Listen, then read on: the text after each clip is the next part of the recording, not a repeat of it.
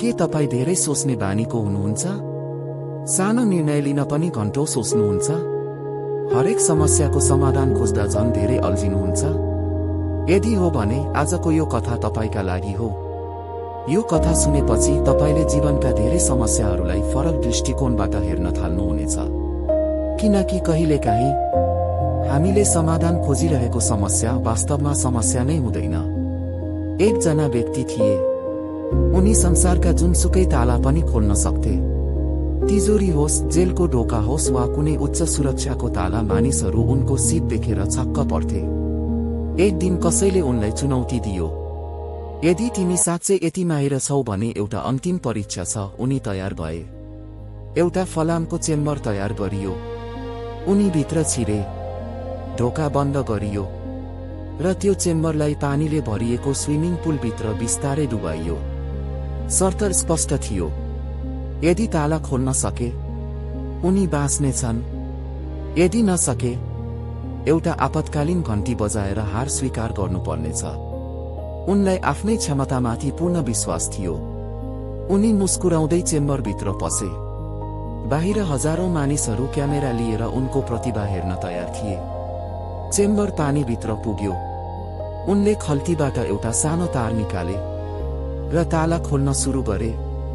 1 second, 2 second, 10 second, तर ताला खुलिरहेको थिएन। सास रोकिन थाल्यो। मनमा डर बढ्दै गयो।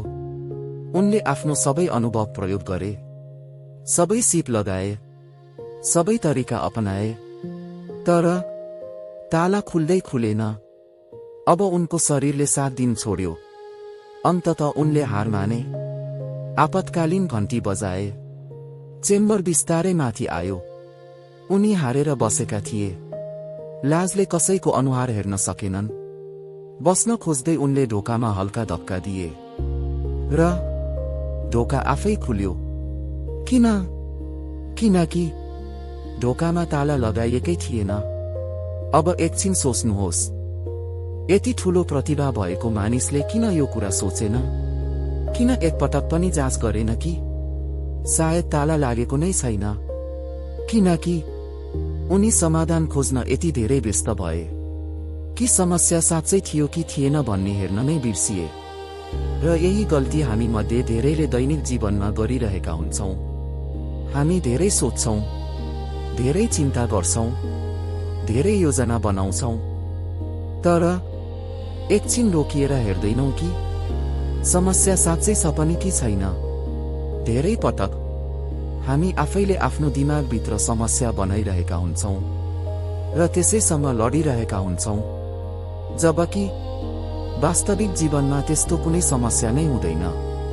धेरै पटक सबैभन्दा ठूलो समाधान केही समय शान्त भएर बस्नु हो।